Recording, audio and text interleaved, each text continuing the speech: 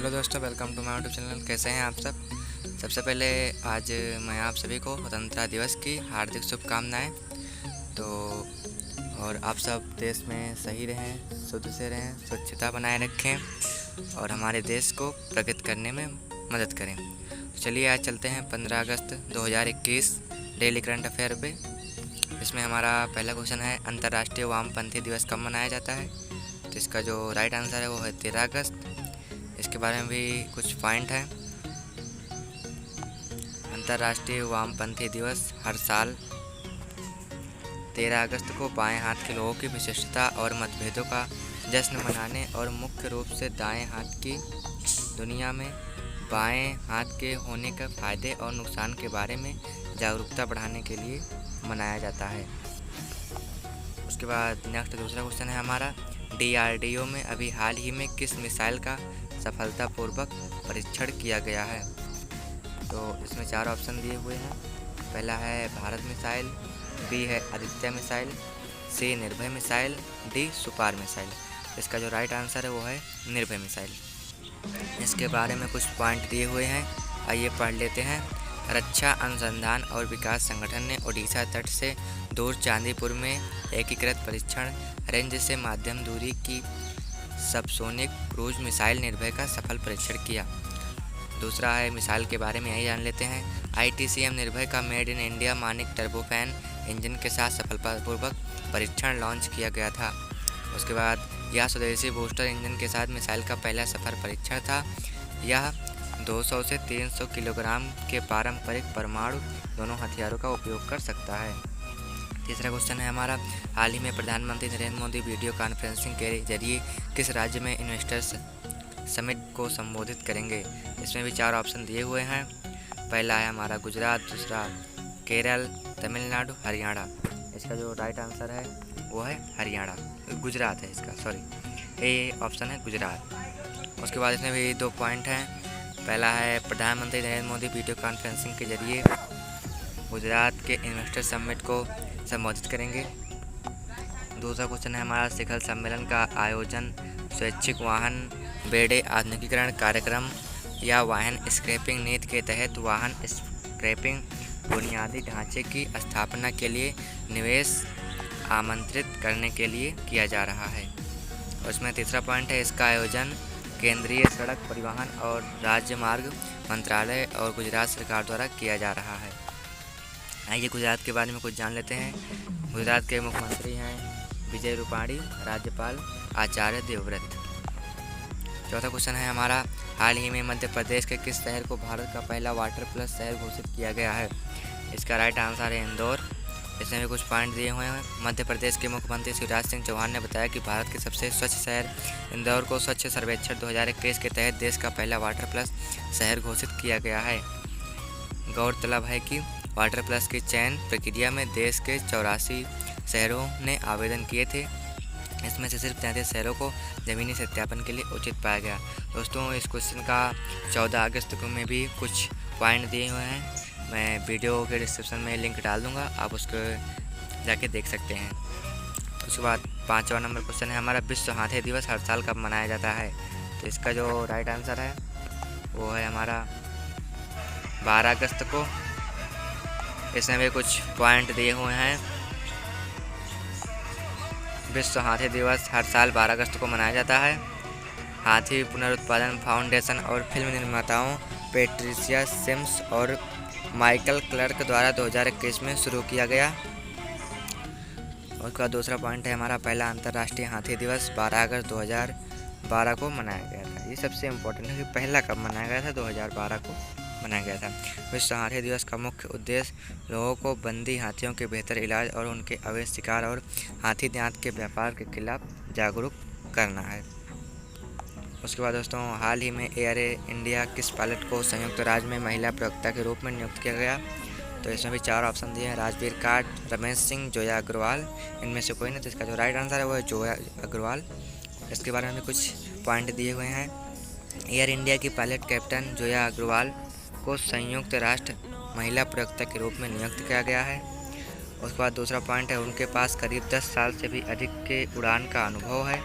जोया अग्रवाल ने बतौर कमांडर 777 हवाई जहाज़ भी उड़ाया है। उसके बाद तीसरा पॉइंट है, इस जहाज़ को लगभग 10 साल से भी अधिक उड़ाने का अनुभव है। वो इसके साथ ही 2500 घंटे से भी अधिक उड़ान भर चुकी हैं।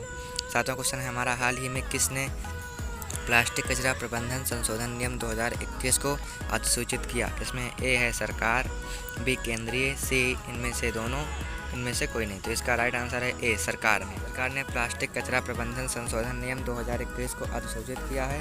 यह 2022 तक सिंगल यूज प्लास्टिक वस्तुओं को प्रतिबंधित करता है। उसके बाद दूसरा पॉइंट है हमारा, सिंगल यूज प्लास्टिक ने पर्यावरण के लिए खतरा पैदा कर दिया है। कई सिंगल यूज प्लास्टिक वस्तुओं का निर्माण, आयात, स्टॉकिंग, वितरण, बिक्री और उपयोग प्रतिबंधित हो जाएगा। तीसरा है 30 सितंबर 2021 से सिंगल यूज प्लास्टिक की मोटाई 50 माइक्रोन से बढ़ाकर 75 माइक्रोन कर दी जाएगी।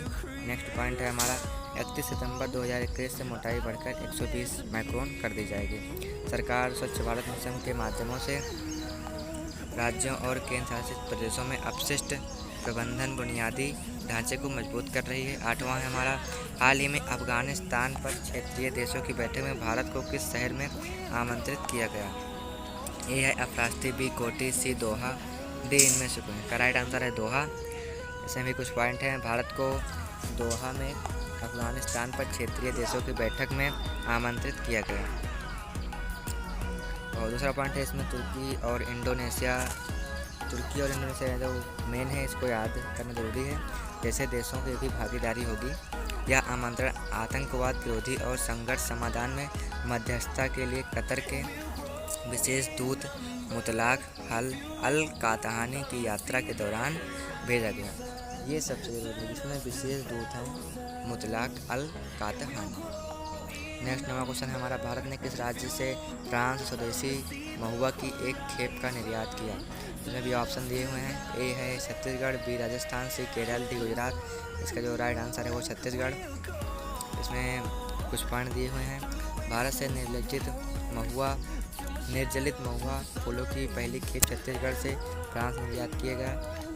महुआ के फूलों को कोरबा जिले के जंगल से एकत्र किया गया और एपीडा द्वारा संसाधित किया गया। उसके बाद नेक्स्ट है हमारा, देसी महुआ या माधुका लोंगफोलिया फूल मुख्य रूप से झारखंड, छत्तीसगढ़, मध्य प्रदेश, उड़ीसा, बिहार, गुजरात, आंध्र प्रदेश और तमिलनाडु राज्य में पाए जाते हैं।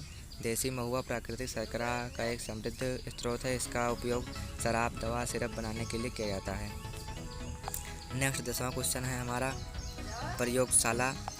भारत के किस राज्य की पुलिस ने देश में अपनी तरह का पहला ड्रोन फॉरेंसिक प्रयोगशाला एवं शोध केंद्र स्थापित करने की घोषणा की है? इसमें भी 4 ऑप्शन दिए हैं। ए गोवा, बी केरल, सी पश्चिम बंगाल, डी उत्तर प्रदेश।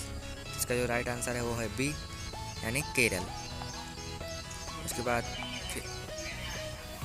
फिर कुछ पॉइंट है इसमें। भारत के केरल राज्य के पुलिस ने देश में अपनी तरह का पहला ड्रोन फॉरेंसिक प्रयोगशाला एवं शोध केंद्र स्थापित करने की घोषणा की है। इस प्रयोगशाला एवं शोध केंद्र ने ड्रोन के उपयोग और खतरे भी पक्षों पर काम किया जाएगा। 11वां क्वेश्चन है हमारा, हाल ही में Ramrao the story of India's from crisis किसके द्वारा लिखी गई है? तो इसमें 4 ऑप्शन दिए, जयदीप हार्दिकर, बी राजू मुरा, सी हेमंत व्यास, इनमें से कोई नहीं। इसका जो राइट आंसर हुआ है जयदीप हार्दिकर। पत्रकार जयदीप हार्दिकर ने Ramrao the story of India from crisis नामक एक नई किताब लिखी है। हार्पर कॉलिन्स इंडिया द्वारा प्रकाशित की गई है। इसका उद्देश्य महाराष्ट्र के कुख्यात विदर्भ क्षेत्र के एक किसान की जीवनी के माध्यम से भारत के अनंत कृषि संकट की एक झलक पेश करना है। उसके बाद हमारा नेक्स्ट पॉइंट है, जयदीप हार्दिकर ग्रामीण मामलों को उजागर करने वाले भारत के सबसे अनुभवी और वयोवृद्ध पत्रकारों में से एक हैं। लास्ट और 12वां क्वेश्चन है हमारा, भारत के किस राष्ट्रीय उद्यान में सैटेलाइट फोन लगाया गया है? इसमें ए है ज्योति पार्क, बी काजीरंगा पार्क, सी मेरू पार्क और डी है इनमें से कोई। इसका राइट आंसर हुआ है काजीरंगा पार्क। इसमें जो पॉइंट दिए हुए हैं, काजीरंगा सैटेलाइट फोन से लैस होने वाला भारत का पहला राष्ट्रीय उद्यान बन गया। मुख्यमंत्री हेमंत बिस्वा शर्मा की अध्यक्षता में हुई बैठक में अवैध शिकार को रोकने के लिए सैटेलाइट फोन लगाने का निर्णय लिया गया है। उसके बाद नेक्स्ट पॉइंट है हमारा, काजीरंगा राष्ट्रीय उद्यान में 10 सैटेलाइट फ़ोन उपलब्ध कराए गए हैं, जिससे शिकारियों पर नज़र रखने और बाढ़ जैसी स्थिति में निपटने में वन कर्मियों को सहायता प्रदान करेंगे। दोस्तों आज 15 अगस्त है, इसलिए कुछ ज़्यादा ही शोर हो रहे हैं आसपास, तो इसके लिए हम माफ़ी चाहते हैं। और बाकी अगर आपको वीडियो अच्छा लगा हो तो लाइक करें, हमारे चैनल को सब्सक्राइब करें और अपने दोस्तों के पास शेयर करें। अगर कोई सजेशन हो तो प्लीज़ कमेंट करें। धन्यवाद।